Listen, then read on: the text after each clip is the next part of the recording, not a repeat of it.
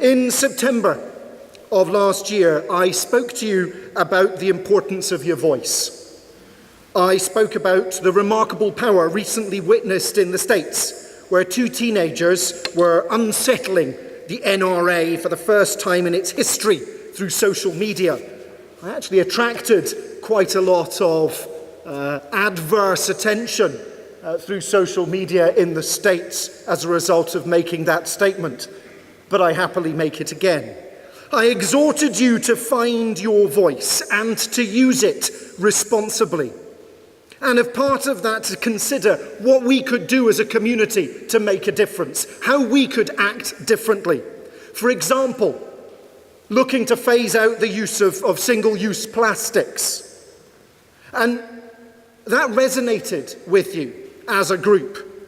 And in terms of the plastics, we are all but done, and I look forward to that job being finished off. And congratulations to you for being the driving force behind that.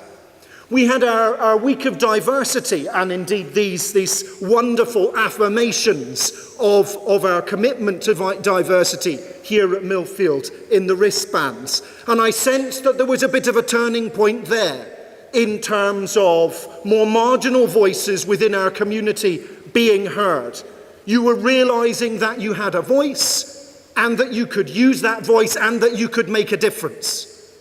But I wonder whether that difference was lasting or whether it was just transient, and next year at round about the same time we will all be accepting again for 1 week only. You've been more regular, more vocal and more effective in your school council meetings. I sense that you have seen through those regular meetings that you have a voice which can make a difference, and that actually you can make a meaningful impact on the lives of your community relatively quickly, just by talking about it. There has been greater connection to governance in school through governors meeting more regularly directly with students, and all of that is a positive thing. Last term, when there was the first day nationally of the school strike, I confess to being quietly depressed that none of you were motivated to participate. I was heartened a week or so later when the second of those days came round and there was a desire to get involved, albeit 24 hours before the actual event. There is a sort of humorous message here around we're not going to solve climate change issues in 24 hours. You can't leave it until the last day. But I felt that there was a growing sense there that actually, yes, we can do something, we can speak up, we can be different, we can be disruptive. Because that's the message of my assembly today. Too many schools are looking for students who are compliant. Too many schools are constantly harping on about the need not to panic. Today, I want to be different. I want to tell you to be disruptive. I want to tell you to panic. As the chaplain mentioned, Greta Thunberg has been doing the rounds, and yesterday she did pretty much what any international statesman would do on a visit to the UK. She started the day on Radio 4 on the Today programme with a very serious interview. She moved on through Radio 2, News Round, one of the best interviews if you watch it. And then she spoke to a bunch of splinter groups in Parliament before addressing all MPs. On the same day, Parliament was haggling over whether the same courtesy should be afforded to Donald Trump during his state visit. There's something fascinating about that. I don't make a value judgment about it, but there's something fascinating about it. Greta Thunberg said in one of her moments in the Radio 4 interview, we need to panic. We need to step out of our comfort zone. We need to be different. She said, when your house is burning down, you don't start to talk about insurance claims and contacting loss adjusters. You call the fire brigade, you grab a bucket of water, you do something about it. You panic. You do something different. You disrupt the situation. And that's what she was exhorting people to do. She was calmly explaining that she was only repeating science which had already been clearly and peer-reviewed in the media. She was exhorting people to make themselves aware, to understand. And once they have made themselves aware, once they have understood the science, they will know what to do. She was talking about climate change, but in actual fact, surely there's a paradigm for life there. If you're worried about your revision, if things are not going well for you, if you feel that there's a downward spiral, if you're not getting the results that you want, then make yourself aware of what the problem is, listen to the advice of the experts, usually your teachers and others around you, understand the problem, and once you've done that, you will know what to do. But yesterday, she was speaking about climate change. She was saying that individual changes are good, but national changes are what are more important. And that is the reason for this 16-year-old Swedish student having gone on strike every Friday, as I understand it, since last August.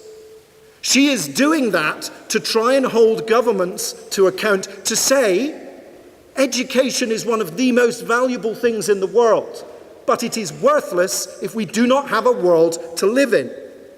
She said that when she was 8 years old, she had become sad and depressed because she had learned about the impacts of climate change. This had affected her for some time.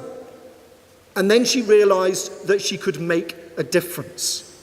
This sense of purpose that she had has helped her to address her own anxiety issues. And that is often true in other areas of school life. She talks quite openly about having Asperger's. She talks about the gift of Asperger's. She is being disruptive in her use of language, deliberately. She says her Asperger's makes her different, and that's why it's a gift. Difference, diversity is a gift to be cherished. She says that she sees things differently, and therefore she approaches problems differently. The same is often true of people with dyslexia. They have a very different approach to problem solving. And as GCHQ have said in Cheltenham recently, that's what they need more of. People who see problems differently. We need more diversity in our workplace. Then in the afternoon, as I said, she addressed politicians. It's difficult if you look at the pictures not to think that there is a degree of self-serving publicity hunting going on by the politicians. But I'm sure that's not true, and I'm sure that's my own prejudice coming to play. But then if you read the words of her speech, she calmly documents that by 2030, in all likelihood, when you guys are between 23 and 28, sorry, I'm talking to the students only there, but by 2030, we will likely be at a tipping point. Maybe not, but in all likelihood, unless we do something differently, we will be at an inextricable tipping point. Things will have gone beyond the point of no return. Repeatedly throughout her speech, she said, "Did you hear what I said? Is my English okay? Is the microphone on? Because I'm beginning to wonder." She talked about the fact that no countries really were addressing this problem. And cleverly, very cleverly, she said the UK is, however, very special. Not only for its mind-blowing historical carbon debt, but also for its current very creative carbon accounting. She gave a lesson in public speaking that many politicians and many of us could easily learn from. But that's not what she wants. She wants people to realize that they have a voice, that they can make a difference, that we need to act differently, that we need to disrupt, and that power lies with you. And it absolutely lies with you, as those teenagers in America found with the NRA, as she is founding, and as has been found on multiple occasions.